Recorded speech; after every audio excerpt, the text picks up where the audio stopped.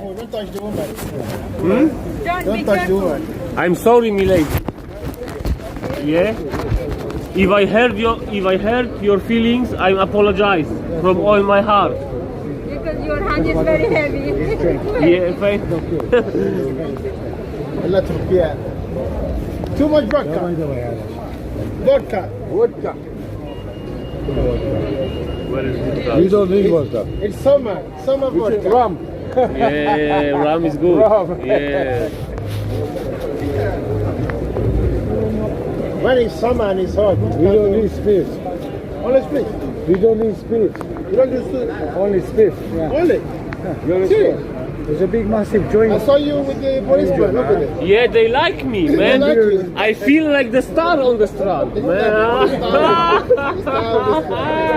You feel like star. They try to push me. Yeah. Serious? They try to push in my head. I do something wrong, even if I don't do. Serious? Yeah, So mate. they know you.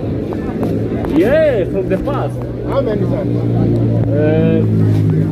On the station or on? Every time you dig into the numbers, you learn something really, really surprising. And so it's worth looking at the actual numbers, not the lies they're telling you. And here's a number worth looking at. Who's getting rich from the vaccines? We have some new information on that tonight. Fox's Trace Gallagher has the story for us. Hey, Trace.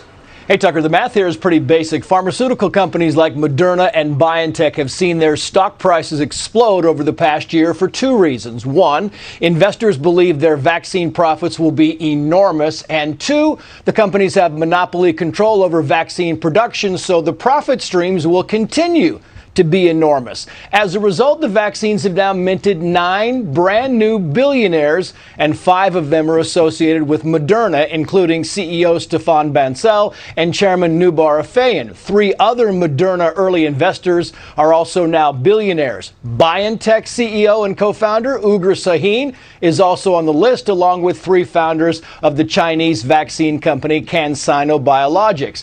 And on top of the 9 new billionaires, the vaccines gave 8 existing billionaires an additional $32 billion to mess around with. All told, the new and old billionaires took in about $51 billion. The People's Vaccine Alliance says that's enough to vaccinate everyone in India, as well as an additional 800 million people in low-income countries that have so far gotten a very small share of the vaccine supply. Critics also point out the vaccines were largely financed by taxpayer money and say the company should end monopolies to help boost production. The German company BioNTech says it took a risk by spending billions in private money and deserves to be rewarded. Tucker.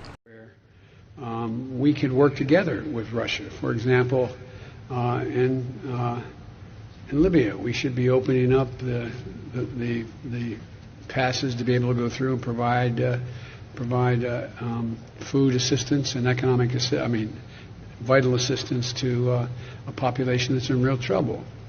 I think I'm going to try very much hard to. And by the way, there's places where I shouldn't be starting off with negotiating in public here, but let me say it this way: Russia has engaged in activities which we believe are contrary to international norms. But they have also bitten off some real problems they're going to have trouble chewing on. And for example, the rebuilding of Syria, of Libya, they're there.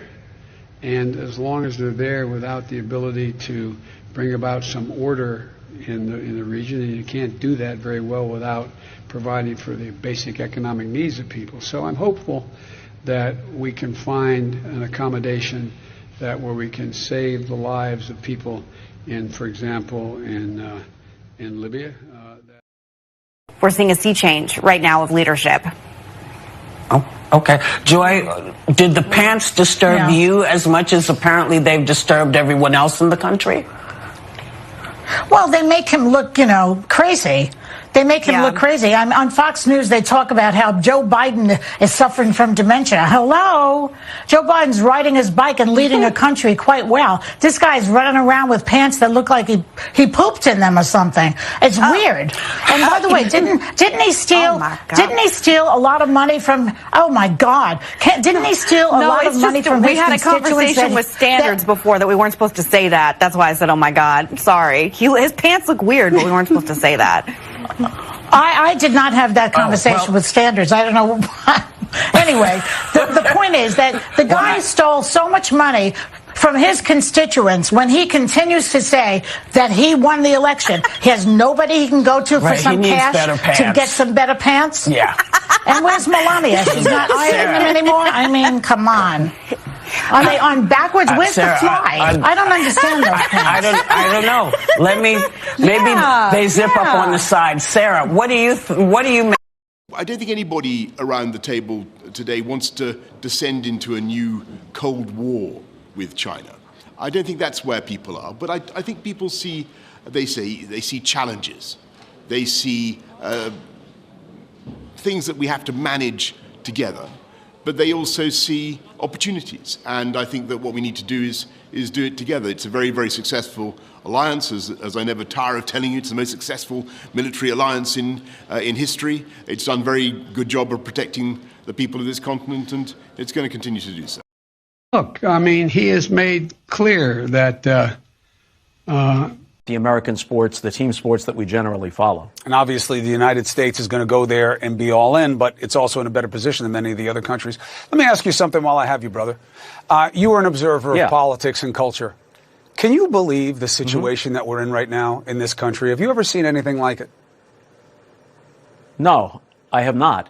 And I think that we ought to make it clear that this is not a matter of liberal, conservative, Democrat, Republican, if the Republican Party in any discernible way even exists anymore. When you have a sizable percentage of the country that is absolutely fact-averse and believes wild, crazy things and is a cult of personality, this has nothing to do with principle.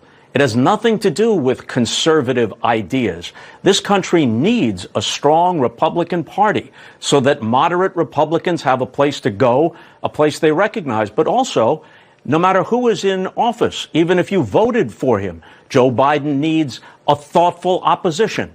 Just as if a Republican was in office, that person needs a thoughtful opposition. Plus, there are excesses on the left, excesses of PC and wokeness and all the rest, and you'd need some sort of thoughtful response to that instead of the nonsense that we're getting in MAGA world. Bob Costas, have been a student of yours for many years. Been to a great country many times, but this is the first time as President of the United States. Well, everybody's absolutely thrilled to see you. We're thrilled to be here. Thrilled to meet your wife.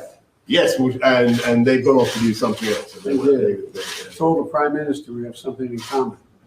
We both married way above our station. I'm not going to dissent from that one. I'm not going to disagree with the president or indeed on anything else. Hi, everybody. It's Barack. Now that every American over the age of 16 is eligible to get the vaccine, I want to talk about you getting yours. The vaccine is safe, it's effective, it's free. I got one. Michelle got one. People you know got one. And now you can get one too. It's the only way we're going to get back to all the things we love, from safely spending time with grandparents to going to concerts and watching live sports. So get the vaccine as soon as you can.